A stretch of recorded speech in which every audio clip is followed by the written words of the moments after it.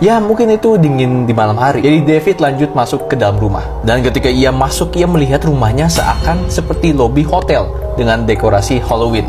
Kemudian dia melihat tulisan, "Kesini untuk pergi ke ruangan 1. Masih ada 8 ruangan lagi.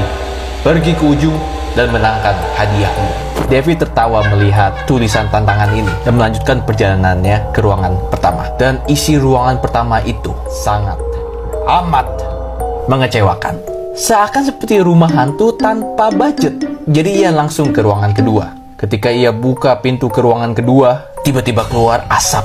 Dan ia sempat sedikit kaget. David juga melihat dekorasi ruangan kedua jauh lebih bagus dan lebih ada budgetnya banding ruangan pertama. Tapi ya selain itu tidak terlalu beda dengan ruangan pertama. Tapi semua itu berubah ketika David masuk ke ruangan ketiga. David melihat ada kursi di tengah ruangan, namun dikelilingi dengan bayangan manusia. Padahal manusianya tidak ada. Takut, David ingin segera keluar, tapi pintu di belakangnya tiba-tiba terkunci. Jadi karena ketakutan, ia langsung lari ke pintu ruangan keempat. Dan di ruangan keempat, hanya ada kegelapan. Tak ada cahaya sama sekali. Tapi ada yang sinis dengan kegelapan ini. Karena selain tak bisa melihat apa-apa, David juga tidak bisa mendengar apa-apa. Bahkan suara nafas sendiri tidak terdengar. David sangat ketakutan. Tapi ia memaksakan dirinya untuk mencari pintu menuju ruangan kelima. Dan akhirnya ia pun berhasil. Sampai ruangan kelima, cahaya kembali ada. Namun David kaget melihat kondisi ruangan kelima. Ia melihat ada pohon dan tumbuhan di ruangan kelima, seakan lagi di hutan. Tapi dibanding ruangan sebelumnya yang sangat menyeramkan, ini tidak seberapa. Jadi David pergi mencari pintu ruangan ke-6 sambil mendengar suara serangga di mana-mana. Jadi benar-benar seakan lagi di hutan.